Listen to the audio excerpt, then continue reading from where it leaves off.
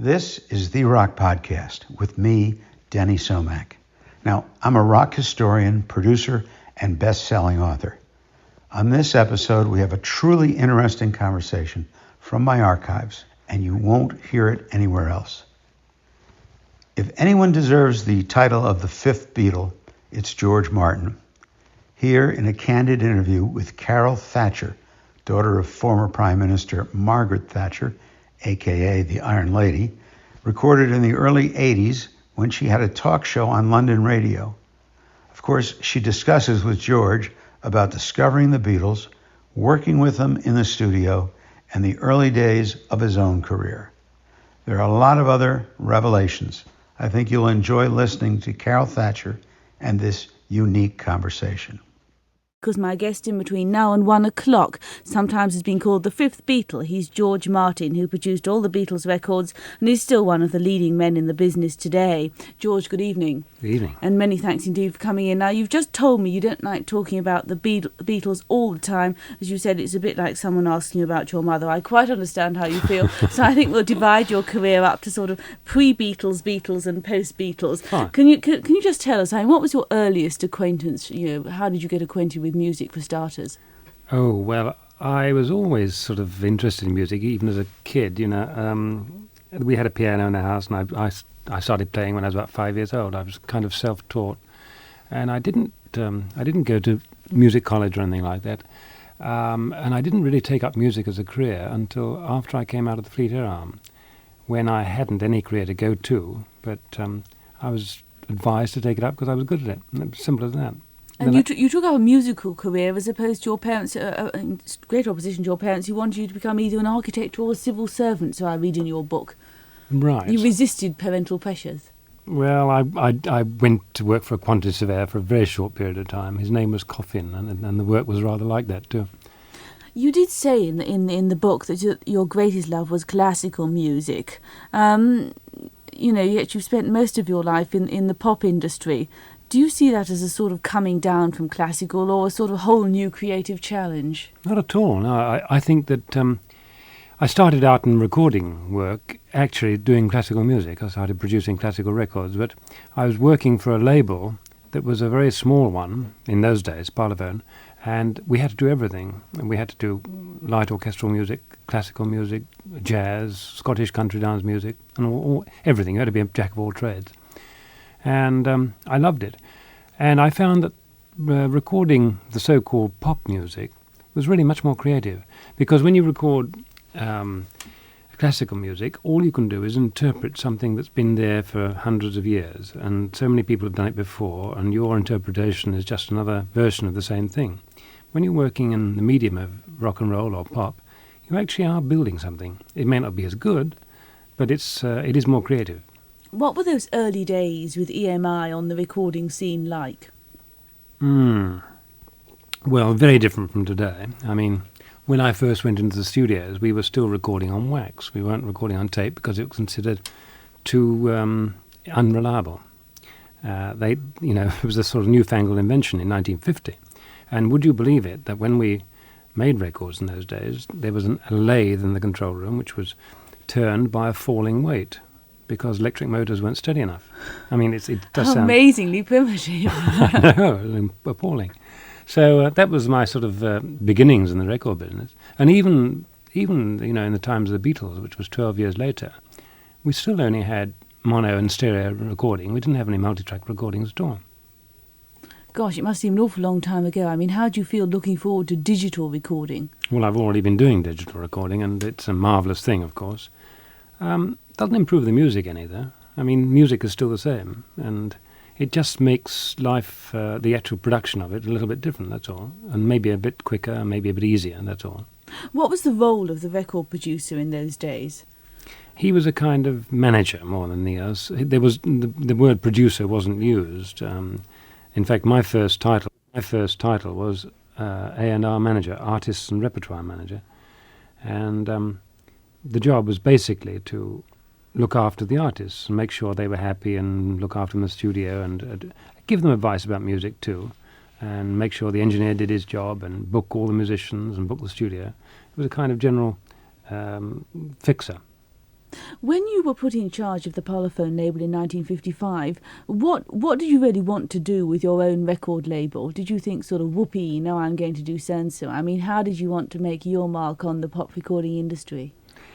Well, in one way I was lucky, because in those days Parlophone was a nothing label. It was the poor relation of the EMI outfit, and we didn't have the advantage of any great catalogues coming from America. And I used to look enviously at my brothers across at HMV and Columbia, who had RCA Victor imports and Columbia America imports, so that they had people like Elvis Presley, they had Guy Mitchell and Frankie Lane and Doris Day and all these kind of people. I had nothing. I had just our own British market, and I had to build it.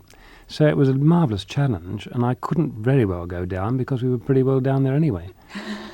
You were very much a trailblazer, and one of the sort of new areas you pioneered was recording theatrical humour. Mm-hmm. Did you have a great interest in comedy anyway? Yeah, I was always sort of fond of dramatics and I guess, funny people. And I met up with Peter Ustinov and made a record with him, which was great fun. And I thought it'd be a good idea to do more of this. And why hadn't humour been recorded before? Well, it had, but not very. Well, I mean, in this country, the way of humour on records existed was in things like the Laughing Policeman record, and we do have a tradition of it. Cicely Courtney made a super record of Laughing Gas many years ago, but they were all kind of set pieces. And I found when I started making comedy records that it was very difficult, because you had to be very, very careful with your material before you even went into the studio. So when I started recording Peter Sellers, I spent a tremendous amount of time doing the spade work of preparing the ground before we got into the studio, making sure the material was right and how we were going to do it. What are the pitfalls to be avoided in recording comedy? Not telling jokes for a start, because they don't last. Once you've heard them, they fall flat. So I found that the best way of doing comedy was to exploit characters. And this is where Peter was so good, of course. And someone like Irene Handel, who was marvellous, was able to put humour into sound by just an inflection of the voice or a phrase that she would use. Were recording sessions with the likes of Peter Sellers and Spike Milligan absolutely hilarious? Were they as funny as the end result? Yeah, some of them were very amusing. I mean, we just had a great riotous time. Spike and Peter, when they got together, were pretty anarchic, and I remember one occasion when we built up a whole pile of studio chairs and rostrums in the middle of the studio, because we wanted a noise of a tremendous sort of row at the end with things being flung around. And you didn't have sound effects on tape? Well, no, because we didn't have. Well, the BBC library had very good sound effects, but we couldn't use that, and we had to make our own sound effects. A real live fight, if you wanted to record one. Right, or else make them up, in whatever way we did. And so, in this particular instance, we were kicking chairs around, and I was in the studio helping them, and Peter got carried away, and it was during the. There's a particular track which was on his first album of An Irish Jig, and there's a kind of fight sequence in that. And in the middle of it, Peter sort of kicked one of the chairs more viciously than he'd ever done before, and it went right across the studio and hit me on the shin. And, God, it hurt. And I yelled out. Yeah, and that's on the record. Genuine shrieks of pain. Oh, really, genuine, I can tell you. I've still got the scar to this day. How did you find Flanders and Swan, that duo? They were charming, terribly charming, and marvellous people. And, of course, Donald is still going very strong. And, again, I loved Michael's humour. They were unique. Of course, I don't suppose you ever saw them. You're too young. But they were tremendous. They put on a show in London, which went to Broadway, and they had quite a few years of great success. One of my favourite comedy groups was actually Beyond the Fringe. I think Jonathan Miller and sort of the other trio were absolutely wonderful. Where did you first encounter them, and did you immediately think, right, must get recording this lot? Yes, I heard about them. They were in the Edinburgh Fringe Festival, first of all, before they got famous. And then they went to Cambridge, and I saw them before they went there, and I made arrangements to record them because I thought they were so good. And I took the recording van up to Cambridge to do an album with them and recorded them live on stage. And that was the first record of Beyond the Fringe. And later on, of course, they came to London, and they were a huge success there, so the record was a huge success too.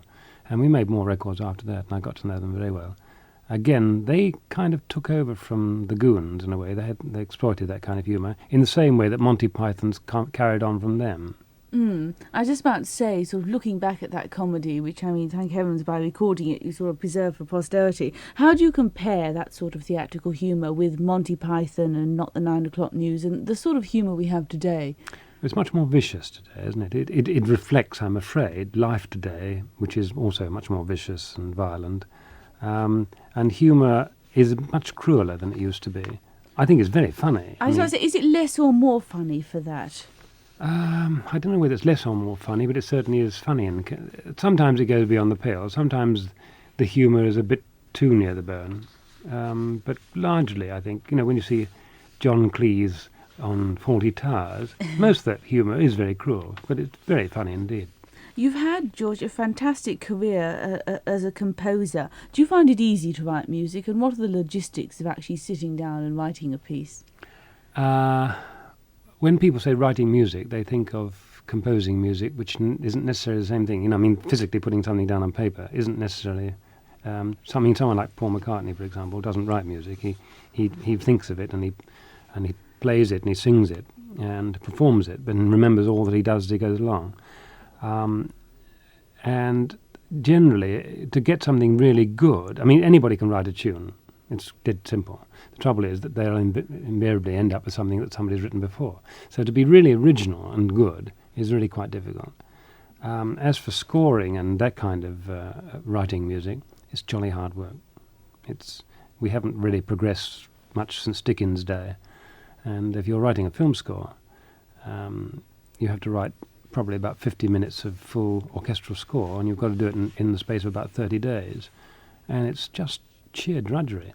Well, you, of course, wrote film scores for a number of films, including Yellow Submarine, Live and Let Die, and A Hard Day's Night, etc. Mm-hmm. Which do you remember as being the hardest? So is there anyone that you sort of stands out? The hardest work? Well, I don't know. I think in terms of work, they're all pretty much the same. That doesn't mean to say they weren't enjoyable, because a thing like Yellow Submarine was enormously enjoyable because I was given complete free rein. We did that film in start to finish in only a year, which is remarkable for an animated film. Disney used to take a minimum of 2. And we had to work so fast because the money was drying up. And because of that, the director said to me, well, you'll have to write the music while we're making the film. Because normally in animated films, you do the music first and they animate to it, rather than the other way around in live action films. And so I would receive from him a half-finished reel of film, and he would say, have a look at this on your moviola and write what you think is right for it, and we'll sort it out afterwards. So I had a completely blank sheet, and I was able to do what I wanted, which was very nice, very enjoyable. Can you remember the first bit of music you ever wrote? Yeah. If I had a piano, I'd play it for you. A little piece called The Spider's Dance, and I was 8 years old. Oh, how wonderful. I asked you, do you find it easy to write music and doesn't take you a long time? Because I think Elton John was quoted saying he never spent more than half an hour on a song. Is it one of those things where you get an inspiration, you sit down and do it, and that's it? Or does it require sort of much sitting down and laborious hard work for one? I think it varies with the people, Elton, I'm not sure. I don't really believe Elton on that, incidentally. I think he takes much more pains than in his, because he's written some super songs. But I've been compiling a book recently on making music, and I've been talking to a lot of people. And I had a very interesting chat with Paul Simon. And he is now, every song that he makes now, he carefully annotates. He keeps a kind of daily diary of everything that he does. And he showed me it. I first started thinking about this song 6 weeks ago when I had the idea of lightning on the sidewalks of New York or something like that, like a lyrical idea. And he would write down on his pad the date and the idea that he would have. And he would come back to it and work over his ideas and actually work at a song. And he said he would allocate particular times of the day for working on it too, generally early morning, and say, I'm going to work on songwriting this morning. This is what I'm going to do. And so it's a completely different approach from the easy, laid-back saying, oh, one day the muse will strike and I'll write a great song. It doesn't really work like that. How did you come to write the David Frost TV theme? Well, I was asked to. In the same way that I wrote the theme 1 for Radio 1. Yes. In the case of David Frost, he said, would you like to do a signature tune for me? So in fact, what I did a kind of send-up of him, because he was the jet-setter of jet-setters and always sort of in swinging style. So I did a kind of Cod Sinatra kind of tune. I don't know if you know the tune. No, I do. I'm just wondering, what sort of image when you sat down trying to compose? That was composing it. Were you trying to project? Yeah, I was really sending him up and saying, "This is what you want to be, David, isn't it?" And gave him that, and he was delighted with it. Mm-hmm. When you sit down to compose a piece of music, what are the sort of main influences? Really, what the client wants. If I'm thinking of in those terms, if I'm not writing for anybody but myself, then I just write what I think is the most beautiful thing I can think of. So that, recently I wrote a suite for harmonica and strings for Tommy Riley, and that really was just for myself. And it's kind of classical, and I like it very much, but it's not the kind of thing that will sell. Would you rather write music or produce records? I'd like to do both, and I'd always do, One of my problems in life has been that I've been fairly versatile without being terribly good at one thing, so that I'm a dabbler. I've always dabbled, and fortunately made a success out of dabbling. But I like doing lots of different things. I'd hate to do one thing forever. Right, perhaps I'm just going to quote you a chunk from Michael Whale's book Vox Pops, and he said, among the many things the Beatles did for pop, perhaps the most important was the emphasis they caused to be put upon composers. Would you agree with that statement? They certainly had a great deal of influence on people, yeah. I don't know. It proved, he went on to say, that a group was better off musically and financially composing its own work. Better off musically than financially. And financially, yeah. Oh, that's true, undoubtedly. No question about it. You make much more money if you do your own stuff, don't you? Yeah. But do you think the Beatles, as a group, put any special emphasis on composers? Mm-hmm. I think on the importance of them, or? Well, I think that the success that they generated throughout the world did an awful lot for music, and an awful lot for music in this country, an awful lot for this country too. I think it's really, in America, even to this day, people in this country don't really realise what happened in 1963 and 4 in America, when we really took America by storm. And that opened the floodgates and earned us a tremendous amount of money of invisible export. Well, we'll talk about the Beatles in the next half of Nightline after the news at 12:31. Nightline on LBC. See, I'm Carol Thatcher, and in between now and 1 o'clock, we're talking to George Martin. George, I'm sure that you don't really want to be asked, but how did you sign up the Beatles? I was looking for a group. In 1962, I was running the part of own label. I already had quite a few artists that were selling very well, but I felt that I could do something extra. I heard from a publisher that there was a guy walking around with some tapes that was interesting, and he was my publisher, and he sent me Brian Epstein. Brian Epstein came in and played a disc of the Beatles, and I thought, well, it was moderately interesting. I think I'd better have a look at the chaps. I told Brian to bring the boys down to London. He groaned inwardly, I learnt later, because it was his last chance. He'd been around every other record company in the world. And had them turned down? Yep. And I spent an afternoon with them in the studios at Abbey Road, and I thought they were marvellous. And I signed them. You were hooked for starters, were you? Yeah, I was hooked. I was hooked on them more than their music, because at that stage I was not at all convinced that they could write music, but they had something different, you see. And they were very great people to be with. I learned afterwards that they were great Goon fans, and they knew about me, so I was pretty famous to them. And they were prepared to like me, but I certainly was very charmed by them. If you listen to, say, 100 records to pick a figure, how hard is it to pick the ones that are going to be hits? I mean, you titled your book, All You Need Is Ears, but I mean, it's something more, it's a sixth sense or instinct or what? Just pot luck? I mean, how do you choose a hit? Well, of course, there are certain guidelines, but I think it's much more difficult now than ever it's been, particularly in this country. Because why? Well, did you often take part musically in Beatles recording sessions or rehearsals? Oh yes, very much so. Yes. Doing what? Well, sometimes I used to play with them, but generally, I mean, obviously, I used to organise the music and participate in the arranging and just working generally with them. It was a team. The five of us were sort of fairly equal people in the studio. Certainly to begin with, I used to control them more, and then later on they controlled me as they got more successful. But we always worked very closely together. If you had to give a sort of in a nutshell a reason for the incredible worldwide success of Beatlemania, what would it be? I mean, they obviously burst upon the scene at the right time, but what was their own special magic or the special ingredient? Well, I think you just said the most important thing. That was timing. I think that the world was ready for something, and young people were just about to break over the traces, and they wanted a kind of symbol of that. And the Beatles happened to be coming along at the right time. Having said that, I think it's unlikely that we will get such a combination of talents again within, in a short space of time, because John Lennon and Paul McCartney were incredibly talented people. I mean, Paul still is.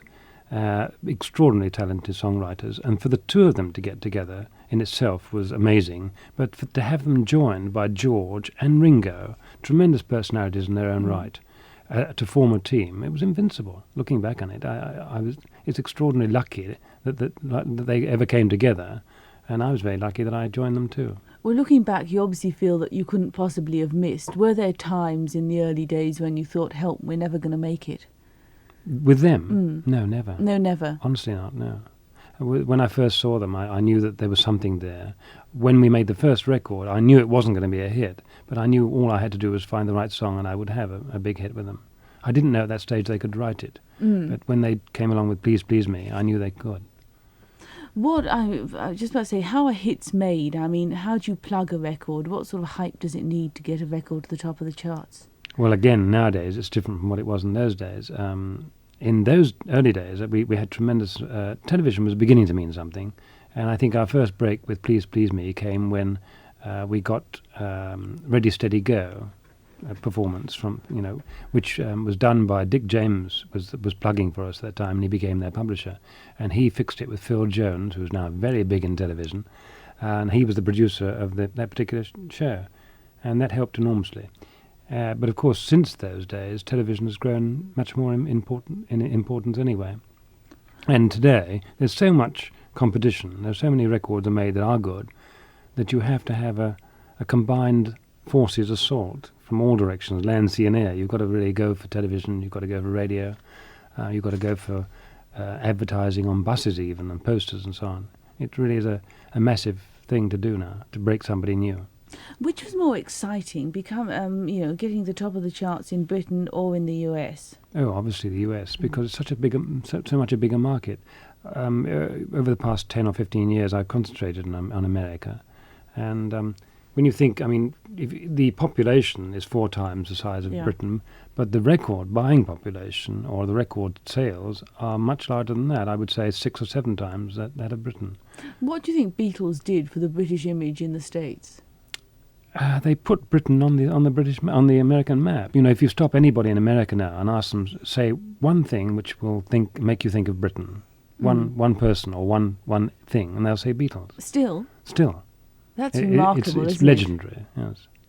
What was your most memorable experience of being sort of out on the road with the Beatles? Because, there must have been scenes of mass hysteria wherever you went. Yes, well, New York, the first time they hit America, was amazing because I wasn't prepared for the sight of middle-aged men wearing Beatle wigs walking down Fifth Avenue. No, what a sight. And also, I was astonished to find that every radio station in the New York area, and there are many of them, was playing a Beatles record at any time in the day. You could not turn the dial and not find a Beatle record being played. It was absolute saturation. So all day, and with every station, Beatle music was being heard. Must have been an extraordinary feeling for you, wasn't it? Absolutely amazing. I didn't believe it. 353-8111 is the number to call if you'd like to give us a ring on Nightline. George Martin is my guest, and George, if you put the headphones on, we can have a word with Richard from Slough. Good evening. Hello. Hello. Carol and George. Hello. Hello, you've got the headphones on. Yes. George, I'd like to talk to you about Beatles, I'm afraid. What a surprise. I'm just wondering, we have, since they split, we've had numerous compilations, and I'd just like to know what you feel about those. Well, this is all done by people who own the original masters, in other words, the record company. And you can't blame them, I suppose, for milking the cow a little bit further.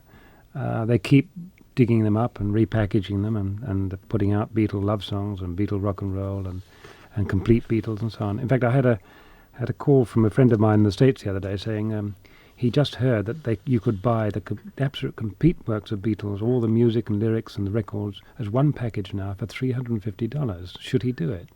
And I said, no, for heaven's sake, don't. It's an awful waste of money. Yeah, I mean, I just heard the other day that the latest compilation has apparently gone gold, and it was released last week. Yeah. So, I mean, there's a market for them, but personally, I don't feel that. I mean, what do you feel about the possibility of unreleased stuff? Well, there's very little. There's very little unreleased stuff at all, and what there is isn't very good. They still haven't put out the record I made of How Do You Do It, which we didn't release. When that was the second thing I did after Love Me Do, and I made it with Jerry and the Pacemakers instead, and that was quite good. But the rest of the stuff is pretty much rubbish, I'm afraid. But there is some BBC stuff that is quite... Oh, well, that's not record, you see. I mean, that's like anybody doing a broadcast, and you can tape that, and there's a lot of bootlegs of that going around, and some of it's quite good. Richard, are you a great Beatles fan? Yes. Yes. In fact, I'd like to know what George thinks of the... in fact, they've just been released officially, what were known for ages as the Decca tapes. I'm sorry, I didn't understand what you said. The Decca tapes, the Beatles' 1962 audition with Decca. I believe Brian Epstein played them to you before. They were the demo sessions, I presume. What, they were auditions, were they, or something? Yes. Oh, right. I haven't heard those, I must confess. Oh, they've just been put out an official record. Like, I think Brian had them made up as a tape which he took round to all the record producers. It may well have been something I heard in those, 20 years ago before I signed them. I couldn't remember, to be honest. Yeah. Oh, well, one other thing. How are you getting on with Paul now? Fine. We're just almost finished the second album, which will be coming out in the new year. Thank you very much for asking. Yeah, that's all right. I'm looking forward to it, actually. Good. All right. Richard, thank you very much indeed for that call. George, I've just been reminded that I must ask you, because one of the engineers here asked me to ask you, Strawberry Fields, were there two versions, and you had the front half, the first half of one, the second half of the other? Was that how the whole record was that's absolutely put true. together? We did actually record it, first of all, in a fairly heavy way, with fairly heavy rock drumming from Ringo and so on, and which worked out fine, but it wasn't really the way that I saw it. But I didn't confess to that until John came to me and said, I'd like to do it again. And we'd never recut a title before. He said, would you mind if we try another go at it? I said, well, fine, I'll go along with that. I didn't quite see it that way. So we went and made another record, in this time I did a score for it. I did some cellos and trumpets. And after that session, John said, well, that's fine. And then after a couple of days, he rang me again and said, look, I still like a bit of the first one. Can't we put the two together? So I said, well, there's only two problems. One is that they're a semitone apart in pitch, and they're also different tempos. He said, go on, you can fix it, surely. Well, fortunately, the errors of speed and pitch were the right way around. In other words, the sharper one was actually faster than the flatter one. So I was able to vary speed the recording and cut the two together. Good Lord. There were also two versions, weren't there, of Love Me Do? Yes, but the distinguishing factor there was very, very small. There's a tambourine on one, which Ringo's playing, and on the other one, Ringo's playing drums. And the one with him playing drums was the big hit. I think the one on the tambourine was one issued on a record, on an LP, I mean. Looking back, if you had to choose one Beatles hit which was your favourite, or one that's special to you for any reason, which would it be? People keep asking me this, if I got a favourite song, and I genuinely answer, I haven't really got a favourite. I've got a lot of favourites. But I think if I had to choose a double-sided single out of all the singles we issued, I would choose Strawberry Fields and Penny Lane, because they are the epitome of John and Paul. John on Strawberry Fields and Paul on Penny Lane. I think they're marvellous tracks. You can still ask people today which they sort of rate as the great albums, and a lot of people will say Sgt. Pepper. What was it about that record that was so absolutely unique? Well, it was different from anything we'd done before. When we were making it, I thought maybe we were being a bit pretentious, and I was a little bit worried about that. But it was great fun to do, because we were letting our hair down, and we weren't going to anybody for permission. We just did what we thought was right. and it was very creative in the studio and great fun. But when it came out, I was astonished to find that people were with us on it. I thought we kicked over the traces a little bit too much, but it was great. Was it hard making it? I mean, today when you think of sort of 24-track on 4-track? It was difficult, but the only difficulty there was keeping your head and remembering that what you had to do for the future. In other words, when you bouncing one 4-track to another, you had to remember how much bass you were going to lose and what the balance was going to be like when the drums were merged in with the guitars, that kind of thing. Because once you did that, you were fixed. But that's just the discipline and experience of recording, I guess, that enabled me to do that. If it had been done on multitrack, it would have been easier. Mm. But I don't think it'd be much different, though. Is it easier to make records today because of all the technological aids and multitrack? Yes, it's much easier for an inexperienced person to make a very good record than it used to be. But is this why we've got sort of so many more pop records? It does help, yeah. Absolutely. You mean a novice finds it easier? Yeah, anybody can make a hit record nowadays. What are your observations? I mean, you've been in the business for 30 years, about sort of when you started and now. Has it got better? Has it got worse? Or fashion's changed? Or, I mean, what are the main differences? Well, we've talked about the difference in technology. And, of course, there's much more competition now. When I started in the business, there were probably only 12 people like me in the whole country making records. Yes. Now it seems that every third person I meet is a record producer, or at least trying to be one. So the whole thing has become much more pervasive. And of course, with that has gone a certain amount of fame, I guess. So that I was lucky to be there at the beginning. So therefore, I'm sort of all right now. But it would be very difficult, I think, to start at the bottom and work your way up now. I would be horrified if I had to do it now. Well, your name always comes up as the sort of, the business's greatest record producer, so to speak. Who else would you put in that category? I mean, who do you regard as your fellow trailblazers? There are lots of great producers and lots of great musicians, not only in this country but in America. I mean, one of my dearest friends is Quincy Jones, and he's great at producing records. And although we've crossed swords in the past, there have been some great people like Phil Spector who made some marvellous records. And in this country, there's a great young talent. There's Martin Rushent, as you know, has produced an awful lot of hits with Human League. And there's a tremendous amount of people. Chris Thomas, one of my protégés, is a very, very good producer. It would be invidious to go on with names because I can't remember them all. I had Jonathan King on the programme a few weeks back, who I must say never stopped talking for a single minute. What do you think his contribution to the pop scene was, other than Over the Moon? Everyone's gone to the moon, sorry. Jonathan's very, very clever because he was able to he's got a kind of computerized mind. He sort of works out very carefully what a hit requires and then makes sure it gets it. It's a very calculated form, I think, of recording, but no worse for that. Do you regard today's pop music as music? And I say that what I'm really driving at is given that they can involve synthesizers, harmonizers, and all sorts of technological aids to, change things or fudge things. I mean, does this allow them basically to get away with blue murder on sort of pure music? The fact that they can cover up mistakes and change it and fix sounds, basically. It isn't. No, I wouldn't really say that. I think you've still got to be musical and you've still got to be good. It is true that you can put people more in tune by means of harmonizers than you could do before, and it's true that you can do an awful lot of editing and jiggery-pokery, and you can, with synthesizers, make an awful lot of sound. But I think people are rebelling a little bit against that too. I've heard there's more live sessions taking place now, and people actually singing with orchestras, I don't think that all these technological advances have helped music all that much. Are there great differences in taste, do you think, between American and British taste in music? Tremendous differences right now. We're much more adventurous in this country. Which is unusual. Normally it's vice versa, isn't it? Well, I wouldn't think so. No, I think we've always been adventurous. I think we've always had the guts to sort of do extraordinary things. We're an eccentric nation, and our music is eccentric, I think. We make some appalling records. We make some brilliant ones. But we always have a go. In America, they make great records, and they're very consistently good, but they're a little bit bland. They're a little bit too good sometimes.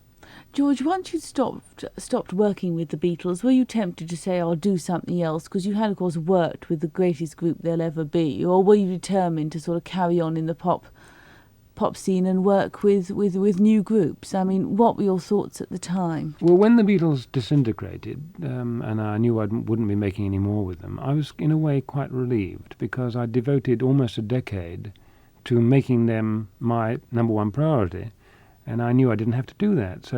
And I could do what I wanted. I could record who I wanted. So it was a great relief to me to be able to accept commissions to do particular projects. So I would do an album with one person, and if I didn't want to do another album with him, I needn't. And on that basis, I worked with some very interesting people.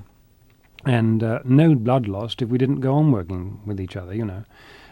We still remain friends, if you see what I mean. And I was able to sort of be more versatile. So I did a couple of albums with Jeff Beck. I did an album with Stan Getz. I did an album with Cleo Lane. I did quite a few albums with a group called America. Yes. I did a super album with a group called the Mahavishnu Orchestra, which is a very, very sort of advanced form of jazz with the London Philharmonic Orchestra. So I was able to indulge myself without having to bear that awesome responsibility of saying, gosh, I've got their careers to look after, which is what I had to do before then. Yes, I mean, in a way you sort of enjoyed the sort of new creative freedom that you know, being released from the Beatles gave you. That's right. What recording ambitions do you have? What would you like to do next? Rest. No, this has been quite a hard year, so I'm quite looking forward to having a bit of a break. But that doesn't mean to say I'm not going to make more records. I certainly will. Is it a sort of compulsive drug? I mean, will you ever want to retire? Oh, sure. There's so many things I still... When you say retire, I don't think I'll ever go and sort of tend the garden for the rest of my life or anything like that. But there's a lot of things I do want to do that I never get time for. Yes. I like making things. I've got so many hobbies, but I never really get time for. So I'm looking forward to doing more of that. Might you not sort of spend more time on Montserrat, where you've got a recording studio?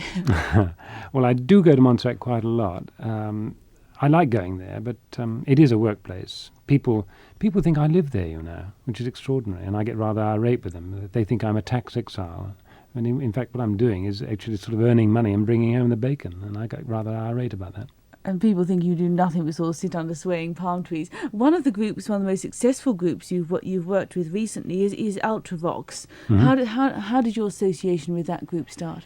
Well, they asked me if I would work with them, and I listened to their stuff, and I knew Vienna anyway, and then I got to their albums and listened to them, and realised they were very musical people. I met them, liked them, and so we agreed to work.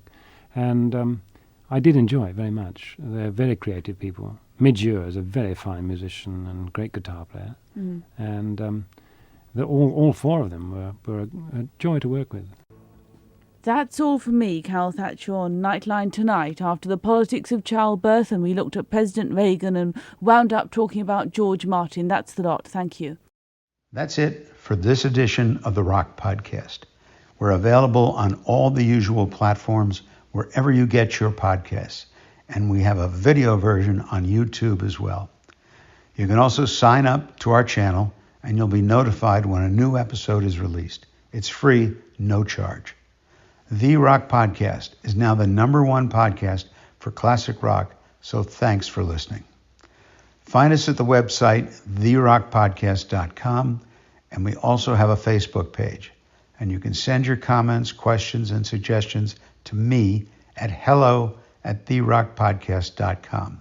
That's hello@therockpodcast.com. Thanks to one of our sponsors, AuthenticRockAndRollCollectibles.com, where you can view a lot of classic items. Check it out. I'm Denny Somack, and that's it